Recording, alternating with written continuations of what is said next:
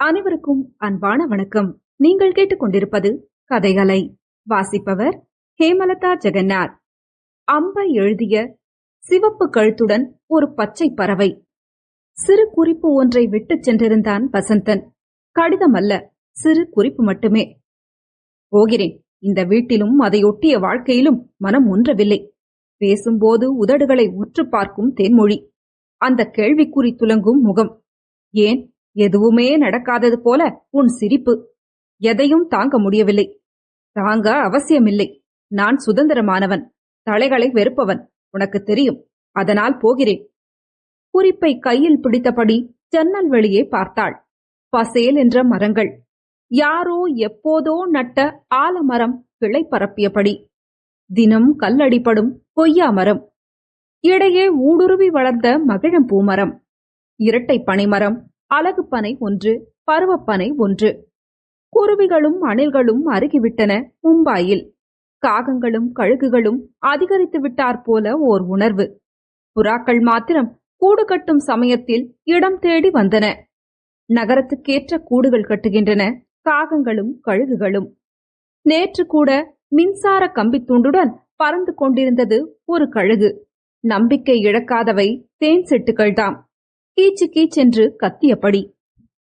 ஓர் இலக்கின்றி எண்ணங்கள் ஓட கண்கள் எதிலும் நிலைக்காமல் வெளியே பார்த்தபடி. இதை பற்றி பேசியிருக்கலாம் வசந்தன் என்றாள் உரக்க. பதிலேதும் வரவில்லை. பிறகுதான் தான் தேன்மொழியை பார்க்காமல் இந்த பக்கம் திரும்பியபடி பேசுவது தெரிந்தது. தேன்மொழிக்கு செவி கேளாது. ஆனால் உதட்டசைவை பார்த்து பேசும் பயிற்சி உண்டு. அவள் பேசினால் அவளுக்கு செவி கேளாது என்று யாருக்குமே புரியாது. ஆனால் சில சமயம் பேசி பேசி களைக்கும் போது சைகை மொழியில் பேச ஆரம்பித்து விடுவாள். அவளுக்கு செவி கேட்கும் கருவி பொருத்திய நாள் இன்றும் நினைவிலிருந்து மறையவில்லை. அப்படி அலறினாள், துடித்தாள், தவித்தாள். அதை இவள் தன் காதில் பொருத்தி பார்த்த போதுதான் தெரிந்தது. அதில் மோட்டார் சத்தம், பறவைகளின் கூச்சல், விமானம் பறக்கும் ஒலி, கடல் அலையின் ஓசை, பேச்சொலி எல்லாமே ஒரே அளவில் கேட்டன. தூரம் அருகாமை என்ற பேதமில்லாமல். அதில் பேச்சொலியை பாகுபடுத்தி எடுப்பது மிகவும் சிரமமான வேலை என்பது புரிந்தது. அதை வசந்தனிடம் கொடுத்த போது அவன் அதை செவியில் பொருத்திக் கொண்ட பின், ஐயோ, இது ஒலி வந்து தாக்குற மாதிரி இருக்குது என்றான் வெளிரிய முகத்துடன். அதை பொருத்தியவுடன் தேன்மொழி மழலையில் மிழற்றுவாள் என்று எதிர்பார்த்தவன் அவன். கருவியை கையில் வைத்துக் கொண்டு அழுதான். அவளுக்கு தேன்மொழி என்று பெயர் வைத்தவன் அவன். தேன்மொழி சமையல் அறையில் இரவு சமையலுக்கான காய்கறியை நறுக்கிக் கொண்டிருந்தாள். குடமிளகாயை குடையும் கத்தியால் குடைந்து கொண்டிருந்தாள். விதை பகுதியை நீக்க பனீர் எடுத்து வைத்திருந்தாள். பனீரடைத்த குடமிளகாய்தான் அன்று இரவுக்கு போலும். எப்போதாவதுதான் தேன்மொழிக்கு சமைக்க தோன்றும். இன்று அதில் இறங்கியிருந்தாள். பனீரடைத்த குடமிளகாய் வசந்தனுக்கு பிடித்தது. அவள் அருகில் போய் அவளை தொட்டு திருப்பினாள். தேனு, அப்பா இரவு சாப்பாட்டுக்கு இல்ல என்றாள். அவள் உதட்டசைவை கவனித்தபடி இருந்த தேன்மொழி கத்தியை கீழே வைத்தாள். ஏன் என்றாள். அப்பா வெளியூர் போயிட்டார், அவசரமா. திரும்பி வர கொஞ்ச நாள் ஆகும். இவளை உற்று பார்த்தாள் தேன்மொழி. ஊடுகதிர் கண்கள் அவளுக்கு. இவள் அருகில் வந்து பொய் என்றாள். அது என்ன கையில் என்று இவள் மறைக்கும் முன் வசந்தனின் குறிப்பு இருந்த காகிதத்தை பிடுங்கினாள். படித்தாள். உதட்டை கடித்துக் கொண்டாள். சாரி திலி என்றாள். ரொம்ப சாரி. தேன்மொழி இவள் தோளில் சாய இவள் அவளை அணைத்துக் கொள்ள பெரும் கேவல்களுடன் இருவரும் அழ ஆரம்பித்தனர். அழுது ஓய நேரமாயிற்று. பிறகு இருவரும் அமர்ந்து கொண்டு மௌனித்தனர். சோஃபாவில் சுருண்டு கொண்டபடி தேன்மொழியும் ஆடும் நாற்காலியில் ஆடியபடி இவளும். சமய பரப்பாளர்கள் ஸ்தாபித்திருந்த அந்த ஆஸ்பத்திரியில் பிள்ளைப்பேறு பகுதியில் வந்து சேர்ந்த அவளுக்கு 25 வயதுதான் இருக்குமாம். மத்திய பிரதேசத்தில் ஏதோ ஒரு முகவரி ரிஜிஸ்டரில் இருந்ததாம். பெயர் சுரீலா. இனிமையான குரல். அது உண்மை பெயராக இருக்க முடியாது என்றார்கள். அவள் வாழ்க்கை பின்னணி என்னவென்று எதையும் சொல்லவில்லையாம். ஆனால் மெத்த படித்தவள் போல் இருந்தாளாம். தெளிவாகவும் உறுதியாகவும் இருந்தாளாம். பிறக்கப் போகும் குழந்தையை ஆஸ்பத்திரியை ஒட்டிய கன்னியாஸ்திரிகள் நடத்திய அனாதை ஆசிரமத்தில் அவள் விட விரும்பினாள். அதை பார்க்கவும் அவள் விரும்பவில்லை. ஆஸ்பத்திரிக்கான பல விளம்பர வேலைகளில் உதவியவன் வசந்தன். ஏதாவது ஏழை நோயாளிக்கு நிதி திரட்ட, புற்றுநோய் பகுதி குழந்தைகளுக்கு அவர்களுக்கு பிடித்த நடிகரை அழைத்து வந்து காட்டி கொண்டாட, கிறிஸ்துமஸ் கொண்டாட்டத்தில் அவர்களுக்காக சாண்டா கிளாஸ் ஆக, எல்லாவற்றுக்கும் வசந்தன் தான். ஆஸ்பத்திரியின் பெரிய டாக்டரிடம் எப்போதாவது சற்று அதிகமாக குடித்துவிட்டு வசந்தன் முறையிடுவதுண்டு. அவர் பார்சிக்காரர். டாக்டர், எதுவுமே இல்ல டாக்டர், எதுவுமே இல்ல. கமான் வசந்த். எதுதான் செய்யல டாக்டர், பேபி ஜீசஸ் சர்ச்சு கூட போயிட்டு வந்தேன். IVF எல்லாம் பண்ணி ஆகிவிட்டது. மருந்து சாப்பிட்டு சாப்பிட்டு மைதிலி ஊதுனதுதான் மிச்சம். ஒரு குழந்தை இல்ல டாக்டர், ஒண்ணுமே இல்ல டாக்டர். அந்த விந்து வளைஞ்சு வளைஞ்சு போய் முட்டைய தொடணும், அவ்வளவுதான். இது அவ்வளவு பெரிய அற்புதமா? 15 வருஷமா ஒரே ஒரு விந்து கூடவா வேலை செய்யல? பெரிய டாக்டர் சில சமயம் அவனை வீட்டில் கொண்டு விடுவார். அவளிடம் அவன் அரற்றல்களை கூறுவார்.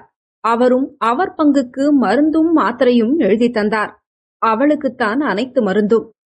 வளைந்து வளைந்து செல்லும் ஆயிரக்கணக்கான விந்துகள் நீந்தியபடி இருந்தன. பெரிய டாக்டர் தான் சுரீலாவை கவனித்துக் கொண்ட டாக்டர். கர்ப்பத்தை கலைக்க அவள் சில மருந்துகளை உட்கொண்டிருந்தாள். அவளுக்கு சிறப்பான கவனிப்பு தேவைப்பட்டது. குழந்தை பிறந்து அதை சுத்தம் செய்ய எடுத்து போய் திரும்பி வந்தபோது சுரீலா இல்லை, படுக்கை காலியாக இருந்தது. ஆஸ்பத்திரியை நிர்வகித்த மதர்தான் பெரிய டாக்டரிடம் அந்த யோசனையை தணிந்த குரலில் கூறினாள். இது சட்டப்படி சரியில்லதான், வசந்துக்கு போன் போடுங்கள் என்றாள்.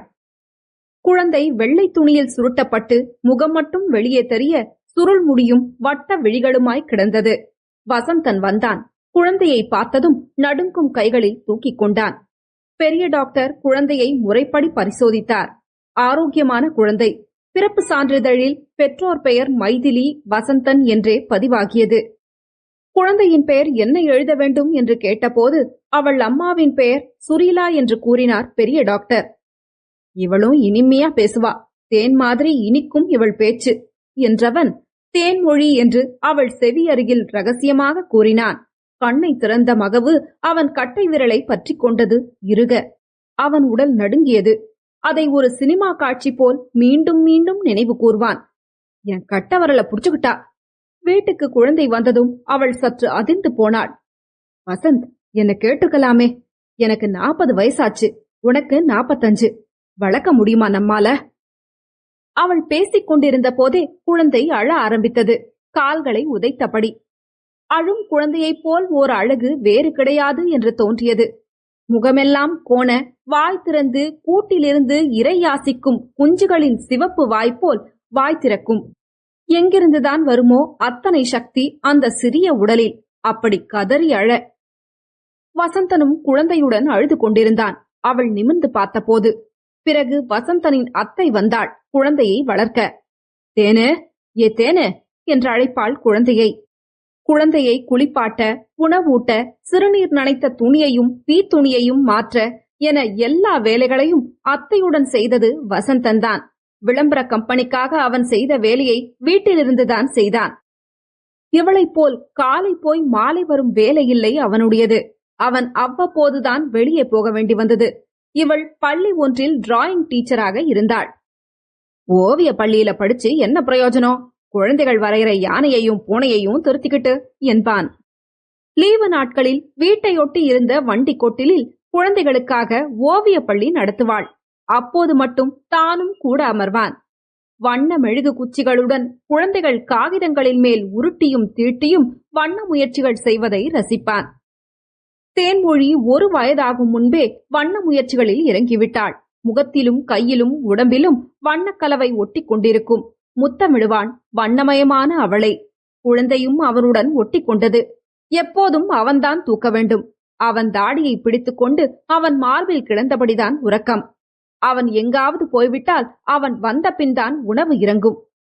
ஒருமுறை நண்பர்களுடன் பேசிக் கொண்டிருந்து விட்டு வந்தவன் அருகில் வந்ததும் குழந்தை முகத்தை திருப்பிக் கொண்ட பின்தான் குடிப்பதை நிறுத்தலாமா என்று யோசிக்கத் தொடங்கினான். வாழ்க்கையிலேயே முறையா இப்படி யோசிக்கிற என்று கிண்டல் செய்தாள் அவனை. அவன் குடிகாரன் இல்லை. இருந்தாலும் அதை அவனுடன் இணைத்து ஒரு பிம்பம் உருவாக்கப்பட்டிருந்தது அவள் படித்த கலை கல்லூரியில். அவள் அங்கு படித்த காலத்தில் பொதுவாக வியாபாரத்துறை கலை பற்றி போதிக்க அவன் வருவதுண்டு. அவன் வகுப்பு எடுக்கும் விதமும் மாணவர்களை நடத்தும் விதமும் ஆசிரியர் மாணவர் என்ற ரீதியில் இருக்காது. அவனை பற்றிய பல கதைகள் இருந்தன. மும்பாயின் குடிசை பகுதி ஒன்றில் வளர்ந்தவன் அவன். ஆங்கில இலக்கியத்தில் முதுகலை பட்டம் பெற்றவன். சேவியர்ஸ் கல்லூரியில் படித்தவன். விளம்பர நிறுவனம் ஒன்றில் வேலை பார்க்கிறான். விளம்பர மாடல் ஒருத்தியை காதலித்து தோல்வி அடைந்தவன். அதன் பின்தான் தாடியும் மீசையும் என்றனர் சிலர். இந்த மதராசியை எல்லோரும் விரும்பியதன் காரணம் தமிழ், ஆங்கிலம், ஹிந்தி, மராட்டி என்று எல்லா மொழிகளிலும் சரளமாக பேசினான். வகுப்பு அல்லாத நேரங்களில் கூடும்போது பஹினாபாயின் கவிதை வரிகளை உருக்கமாக கூறுவான். அரே ரடதா ரடதா, தோலே பரலே பரலே, ஆன்சு சரளே சரளே, ஆதா ஹூன்கே உரலே. அரே அழுது அழுது விழிகள் நிரம்பின நிரம்பின, கண்ணீர் வற்றி வற்றி எஞ்சின இப்போது விம்மல்கள். ஹிந்தி படங்களின் சோக பாடல்களை அவன் பாடுவதால்தான் காதல் விஷயத்தில் அவன் தேவதாஸ் என்று எல்லோரும் முடிவு செய்தனர். சாரங்கி மட்டும் பின்னணியில் ஒலிக்கும். ஆன்சூ பரி ஹே ஏ ஜீவன் கி ராஹே பாடலை பாடுவான் அடிக்கடி. வாழ்க்கை பாதையில் கண்ணீர் நிரம்பியுள்ளது என்ற அந்த பர்வரிஷ் பட பாடலை பாடும்போது இழப்புகளின் விந்தை என் நிலை, பனித்துளியும் கண்ணீராகும் வானம் நான் என்ற வரிகளை பாடும்போது கரைந்து போவான். அவர்களை விட அவன் அதிக மூத்தவன் இல்லை. இருந்தாலும் அவன் பல காதங்களை கடந்து வந்தவன் போல தோன்றினான். கல்லூரியின் மூத்த ஆசிரியர்களும் மாணவர்களை அவனிடம் அளவுக்கு மீறி பழக வேண்டாம் என்று எச்சரித்தாலும் அவனிடம் மரியாதையாகவே நடந்து கொண்டனர். காதலில் தோல்வியுற்று அதீத சோகத்தில் உருகும் கதாநாயக பிம்பத்தை அவனுக்கு மாணவர்கள் அளித்திருந்ததால் வகுப்பை தாண்டிய சந்திப்புகள் அவனுடன் நடந்தன. குருஜி, இத பாடுங்க, அத பாடுங்க என்ற விண்ணப்பங்களுடன் மதுவும் குரு தட்சணையாக வரும். காதலில் பலமுறை தோல்வியுற்றவர்கள் அவன் சோக பாடல்களில் பின்பாட்டுக்காரர்கள் ஆனார்கள். ஏதோ ஒரு கட்டத்தில் அவன் கவனம் மைதிலியின் புறம் திரும்பியது. அவள் மும்பாயில் வளர்ந்த விதமே வேறு. மும்பாயில் குடியேறிய குடும்பத்தின் 3வது தலைமுறை பெண். வீட்டில் தமிழ் பேசினாலும் அவள் படித்தது ஆங்கிலத்தில்தான். வங்கியில் உயர் அதிகாரியாக இருந்த அப்பாவும் பள்ளி ஆசிரியையான அம்மாவும் நடுத்தர குடும்பத்தின் வாழ்க்கை முறையை ஒட்டித்தான் வாழ்ந்தனர். முக்கியமான தேவைகள் தவிர சில ஆடம்பரங்கள் கூடிய வாழ்க்கை முறை. அப்பாவும் அம்மாவும் ஒற்றையறை சால்களில் வாழ்ந்து வளர்ந்தவர்கள்தாம். அதை ஒரு குறையாகவும் கருதவில்லை. ஆனால் அது வேறு ஏதோ ஒரு ஜன்மத்து நிகழ்வு போல வெகு தூரத்தில் கிடந்தது அவர்கள் மனத்தில். அது குறித்து எந்த பேச்சும் வீட்டில் நிகழவில்லை. வசந்தனின் குடும்பம் அவன் அப்பா காலத்தில் மும்பாய்க்கு குடிபெயர்ந்திருந்தது. செம்பூர் அருகே இருந்த சீட்டா கேம்ப் குடிசை பகுதி, தாராவி, சயான் கொலிவாடா அரசாங்க குடியிருப்புகளில் வாடகை வீடு என்று போய் 60களின் இறுதியில் அவன் 10வது எட்டும்போதுதான் சயானிலேயே சொந்த வீடு ஒன்று அமைந்திருந்தது அவர்களுக்கு. வசந்தனின் அண்ணா நல்ல வேலையில் அமர்ந்த பின் வாங்கிய வீடு. அவனுடைய அப்பா ஒரு சிறு கம்பெனியில் கடைநிலை ஊழியராக இருந்தார். அவன் அம்மா குடும்ப வருமானத்தை பெருக்க இட்லி கடை வைத்திருந்தார். சயான் கொலிவாடா வந்ததும் மசாலா பொடிகள், வடகங்கள், ஊறுகாய் என்று வியாபாரம் சற்று மாறியது.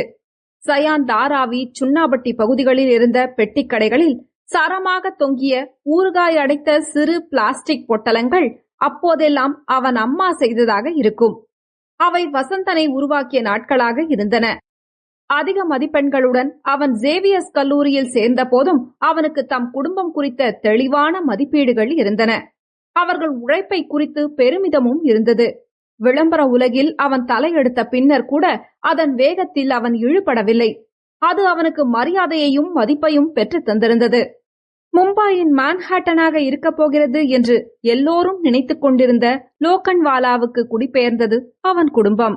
அவன் அண்ணனும் அதே பலமாடி குடியிருப்பின் ஒரு தளத்தில் வீடு வாங்கி குடும்பத்துடன் குடிபுகுந்தார். மும்பை வாழ்க்கையின் ஏற்றப்படிகளில் லோக்கன்வாலாவை எட்டியிருந்தனர் அவர்கள். பலகாரமும் ஊறுகாயும் செய்ய பரபரத்த அம்மாவின் கைகள் வேறு ஒரு தொழிலை தொடங்கின. அலுவலகங்களில் வேலை பார்ப்பவர்களுக்கு ஆரோக்கியமான வீட்டு உணவை டப்பாக்களில் அனுப்பும் வியாபாரம். டப்பாவாலாக்கள் மூலம் நடக்கும் வியாபாரம். 2 முறை கல்லூரியின் எதிரே இருந்த பல சிறு உணவு கடைகளில் ஒன்றில் அமர்ந்து பேசிய போது பகிர்ந்து கொண்ட செய்திகள். அவள் படிப்பு முடிந்ததும் அவன் ஒரு முறை திருமணம் குறித்து கேட்டான். அவளுக்கு வியப்பாக இருந்தது. அவன் காதல் தோல்வி ஒரு காவிய கதையாக மாறியிருந்தது கல்லூரியில். என்ன, நான் தேவதாஸ், பாரு பாருன்னு கூப்பிட்டுக்கிட்டே குடிப்பவன் அப்படிதானே என்றான் சிரித்துக்கொண்டே. அது பொய்யா?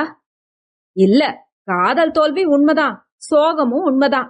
அவளை நான் ரொம்ப விரும்பினேன். அவளை என்னால வெறுக்க முடியாது, அவ்வளவுதான். வாழ்க்கையில ஒரே ஒரு தடவை தான் காதலிக்கலாம்னு ஏதாவது சட்டமா என்ன? பிறகும் யோசித்தாள்.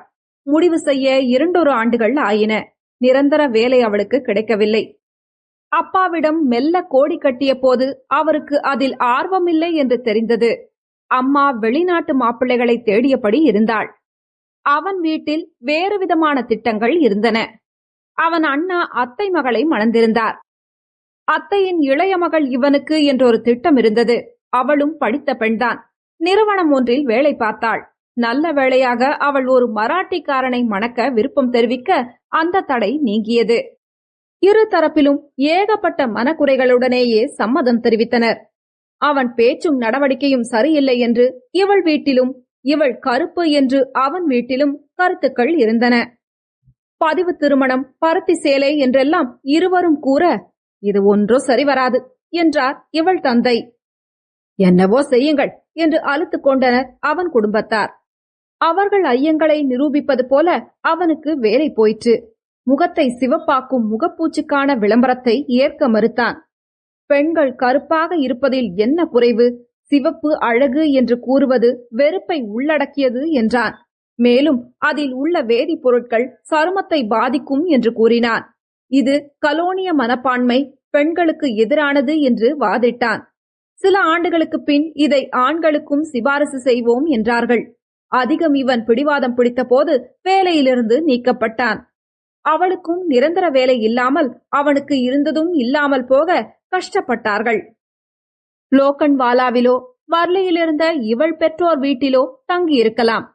அப்படி தங்கும்படி யாரும் வற்புறுத்தவில்லை. அவ்வப்போது பண உதவி மட்டும் செய்தார்கள். உதவியை ஏற்க வேண்டும் என்று வற்புறுத்தினார்கள். தற்காலிக வீடுகளும் நண்பர்கள் வீட்டு முன்னறைகளும் என்று நிலைக்காத வாசம்.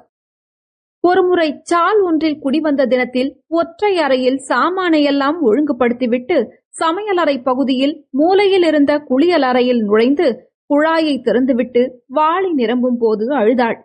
இப்படித்தான் இருக்க போகுதா வாழ்க்கை? வாளி தண்ணீர் வழிந்தபடி இருந்தது.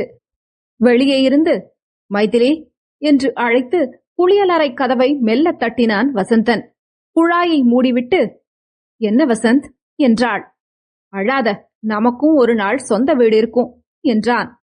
கதவை சற்று திறந்து முகத்தை மட்டும் வெளியே நீட்டி, நான் அழறேன்னுட்டு எப்படி தெரியும் என்றாள். உன்னை எனக்கு தெரியாதா என்று விட்டு குனிந்து வாயில் முத்தமிட்டான். அவன் கூறியபடியே அவளுக்கு வேலை கிடைத்தது ஒரு பள்ளியில். அவனுக்கும் பல விளம்பர நிறுவனங்களிலிருந்து அவன் விரும்பிய விளம்பர வேலைகள் வந்தன. சொந்த வீடும் அமைந்தது. குழந்தை பற்றி அவ்வளவு ஏக்கம் அவனுக்கு இருக்கும் என்று அவள் எதிர்பார்க்கவில்லை. அது பெண்களுக்குரிய ஏக்கம் என்றுதான் எல்லோரும் நினைத்தனர். அவளுக்கு அது ஒரு பெரிய இழப்பாக தெரியவில்லை. கருப்பை இருப்பதாலேயே தன் உடலில் ஓர் உயிரை உருவாக்கி வெளியேற்ற வேண்டும் என்று தோன்றவில்லை. சிறு வயதில் அப்படி தோன்றியிருக்கலாம். ஆனால் நாட்போக்கில் அது மறைந்து போயிற்று. காதலில் சரிக்கும் இருவருக்கு இது ஒரு பொருட்டில்லை என்றே நினைத்தாள். அது குறித்த இணைவு எதுவும் அவளுக்கு இருக்கவில்லை. ஆனால் ஓர் ஆண் ஏங்குவதை கண்கூடாக பார்த்தபோது அதிசயமாக இருந்தது. அது அவன் ஏக்கம் மட்டுமல்ல, ஏதோ வகையில் அது அவன் உட்கு என்று தோன்றியது. அவள் பள்ளியில் இருந்த குழந்தைகளுடன் உறவாடுவது அவளுக்கு நிறைவை தந்தது. ஆனால் அவன் நிதம் ஏங்கினான். உறக்கத்தில் அரற்றினான். அவன் திருப்திக்காகத்தான் எல்லாவித சிகிச்சைகளுக்கும் சம்மதித்தாள். அவன் அண்ணனுக்கு 3 குழந்தைகள் பள்ளியிலும் கல்லூரியிலும் இருந்தனர். அவர்களை பார்க்க போவான் மாதம் 2 முறை. திடீரென்று ஒரு நாள் தேன்மொழியை கையில் ஏந்தியபடி வந்து நின்றான். தொடரும்.